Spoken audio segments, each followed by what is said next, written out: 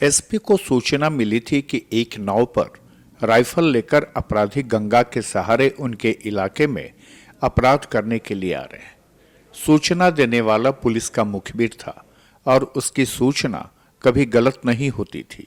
लिहाजा एसपी ने तत्काल एक टीम बनाकर पुलिस कर्मियों को नाव की दिशा में भेजकर छापेमारी करने को कहा। पुलिस टीम एसपी के निर्देश मिलते ही नदी की तरफ निकल गई। पुलिस जब नदी किनारे पहुंची तो एक नाव पर नजर पड़ी, जिस नाव पर करीब 6 से 7 लोग सवार थे। सबके हाथों में राइफलें चमक रही थी। पुलिस को देखते ही नाव सवार नदी में कूदकर भागने लगे, लेकिन पुलिस सजग थी। लिहाजा नाव पर सवार एक अपराधी के साथ ही 5 राइफल और करीब 150 गोलियां पुलिस ने बरामद कर ली।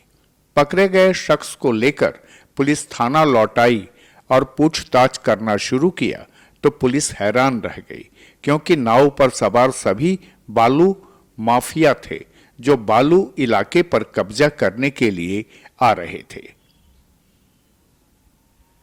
दरअसल पटना और भोजपुर जिला की सीमा पर अवस्थित सोन नदी का दियारा क्षेत्र अब चंबल घाटी की तरह सुलगने लगा है। बालू के अवैध खनन में माफियाओं के बीच चल रहा वर्चस्व का यह खेल अब खूनी संग्राम में तब्दील होने लगा है।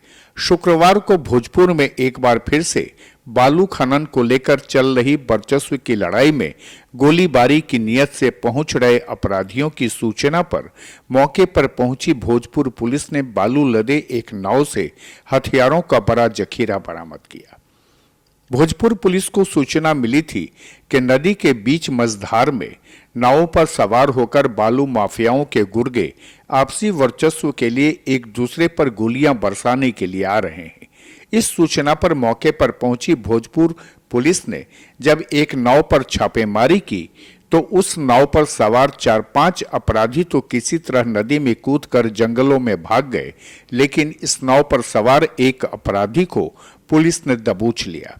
पुलिस ने जब नाव की तलाशी ली तो नाव में बालू के नीचे हथियारों का बड़ा जखीरा बरामद हुआ। इस नाव से पुलिस ने 1-2 नहीं बल्कि विभिन्न बोर के कुल 5 राइफल के साथ 151 जिंदा कारतूस भी बरामद किए हैं। साथ ही इस नाव से फायरिंग में इस्तेमाल किए गए कारतूस के दर्जनों खोखे भी बरामद हुए। भोजपुर के पुलिस अधीक्षक संजय सिंह ने बताया कि पुलिस को जैसे ही माफिया तत्वों के बीच वर्चस्व की लड़ाई की सूचना मिली, भोजपुर के एएसपी के नेतृत्व में एक पुलिस टीम का गठन कर उसे मौके के लिए रवाना कर दिया गया था। यह मामला कोइलवर थाना क्षेत्र के मानचक बालू घाट का है। पुलिस के पहुंचते ही नदी में अवैध बालू खनन के लिए तैर रही दर्जनों नावों पर सवार बालू माफिया के गुर्गे भागने लगे। इसी बीच महादेव चक के सामने मानचक के समीप पुलिस ने एक नाव को घेर लिया।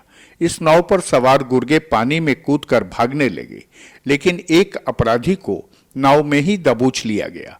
पुलिस ने जब नाव की तलाशी लेनी शुरू की तो नाव में बालू के बीच 5 राइफल बरामद किए गए।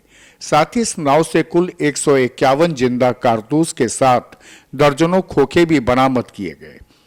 भोजपुर के एसपी संजय सिंह ने बताया कि पिछले दिनों एक कार से पुलिस ने कुल 2000 जीवित कारतूस भी बरामद किए थे।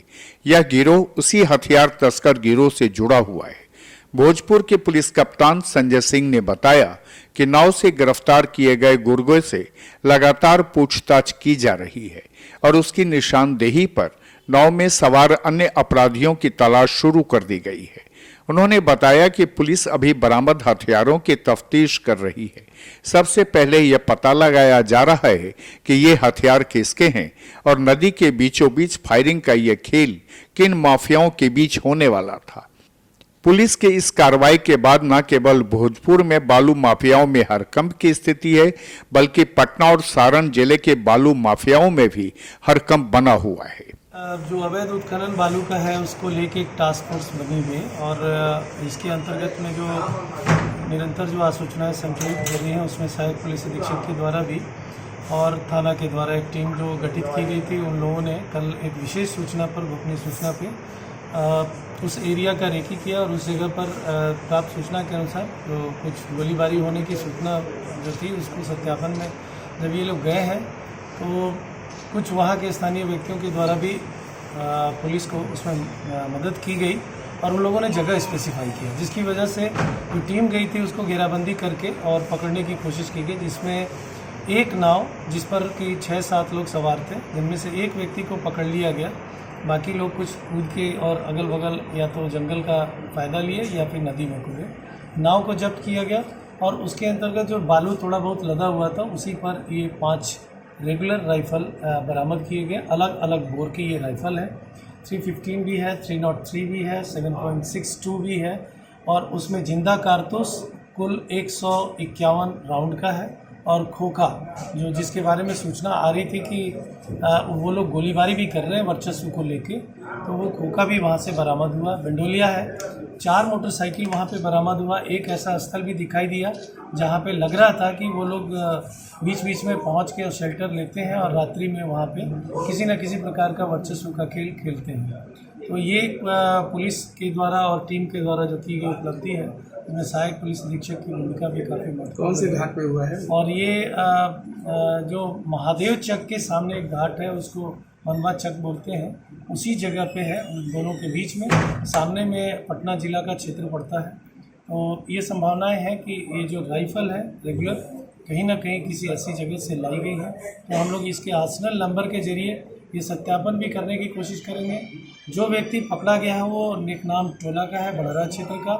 उसने भी 5-6 लोगों के नाम बताए हैं जो भागे वहाँ से, और जो इसका सरगना है उसके बारे में बताया, जिस पर आगे पुलिस काम कर रही है। ये उसी सीरीज़ का हिस्सा है जिसमें 2000 राउंड गोलियां पकड़ी गई थी इसके पहले भी, और एक और जगह जहाँ पे हथियार पकड़े गए थे। तो उसी के तहत में ये कार्रवाई चल रही है जो अवैध उत्खनन को लेकर वर्चस्व के सिलसिले में जो खनिज जंग करते हैं उसकी रोकथाम की गई।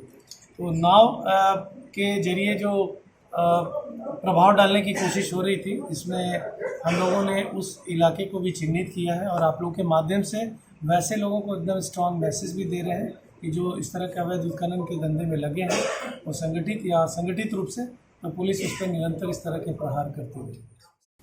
बहरहाल पटना और भोजपुर जिला के बीच सोन नदी का पानी फिर से लाल होता कि उससे पहले ही पुलिस ने छापेमारी कर घटना पर रोक लगा दिया। यह सोन नद बीते दिनों में पीले सोने के कारोबार को लेकर कितनी आहुतियां ले चुका है और जिस तरह से बालू माफिया की तैयारी है, लगता नहीं है कि बालू पर वर्चस्व को लेकर सोन नद का पानी साफ रह पाएगा। खुलासा के लिए भोजपुर से मनीष कुमार सिंह की ये खास रिपोर्ट।